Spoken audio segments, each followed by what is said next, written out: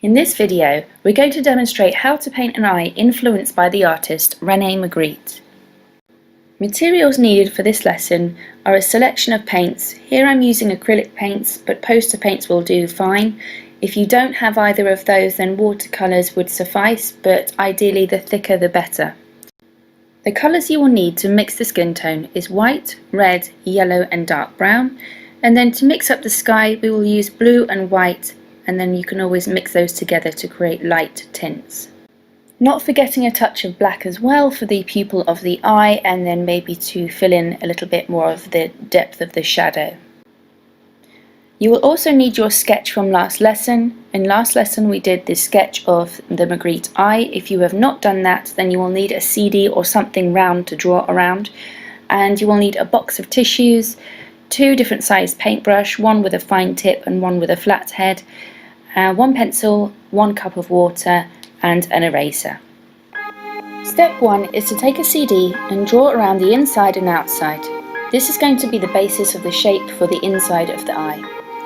Then you're going to mix a little bit of white and blue to create a blue tint that resembles the same colour sky as in Magritte. Make sure that you paint from left to right in confident sweeping brush strokes. You can see from this picture that we can still see the pencil lines underneath the painting.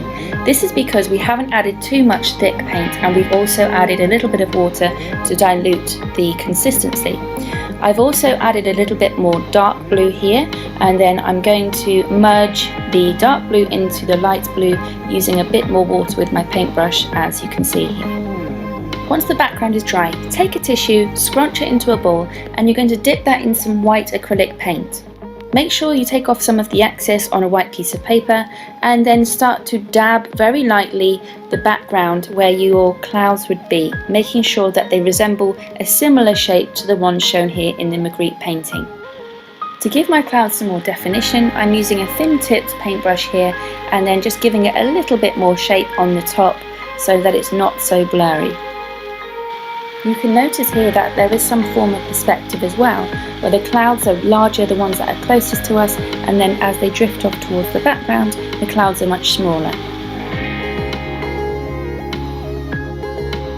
Prepare your paper, rub out or erase any lines that you are not happy with. Take the Rene Magritte image in front of you with the false mirror, and we're going to start mixing up a underpainting colour.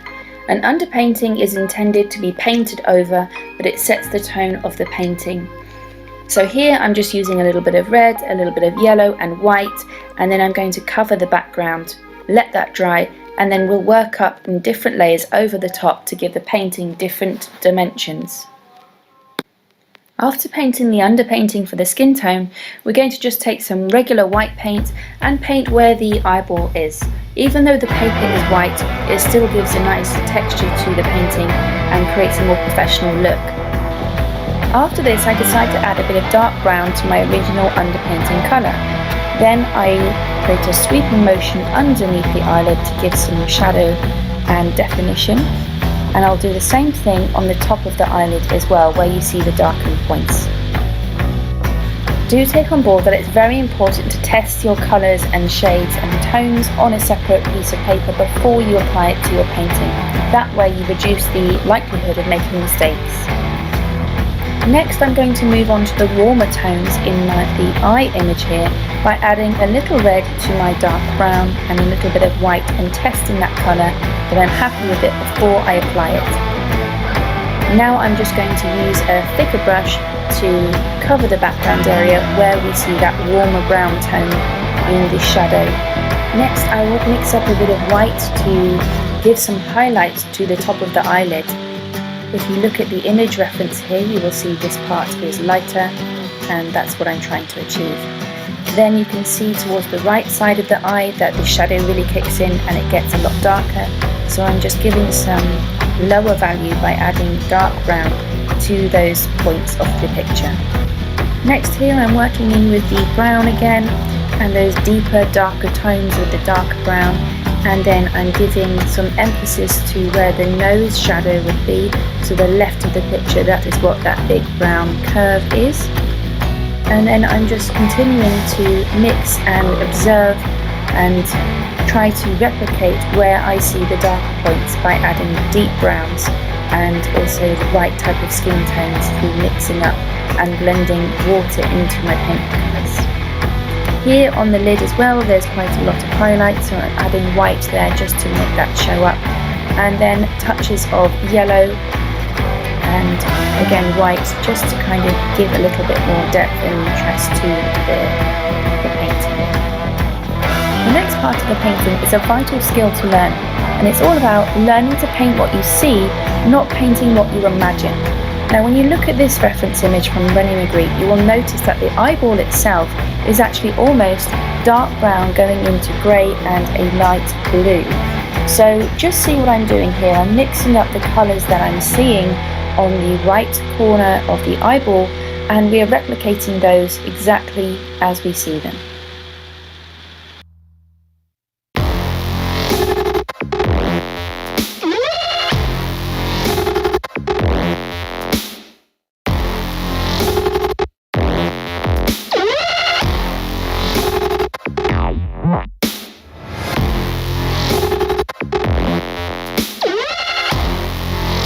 Don't forget to add water to your paintbrush to blend your colours together to avoid any harsh lines between colours.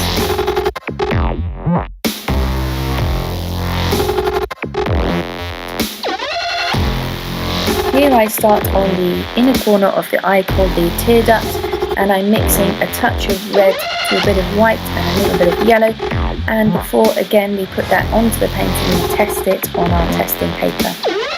Throughout the painting as well, I quite like that warmth, so I do add that little bit on the skin tone, and just trying to here replicate the shapes that I'm looking at. There is also quite a harsh highlight, almost reflection, where the watery part of the tear duct is, so I leave that part white.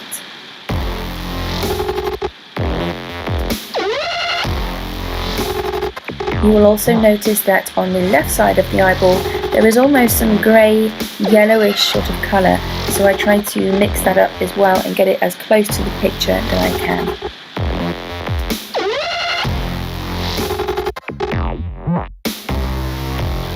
With a very thin paintbrush I add a very slight touch of black, only where the darkest parts of the shadows are. You don't want to overdo it with black because it can ruin a painting.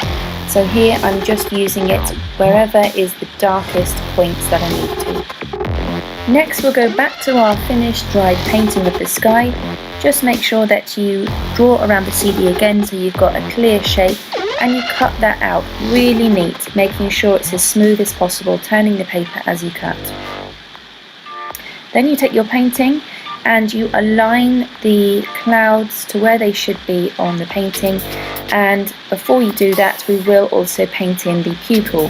The pupil of the eye is the black part. Now this must be right bang on in the centre. Try to get a nice neat shape. You could use the end of a toothpaste or something else that you've got at home that is perfectly round.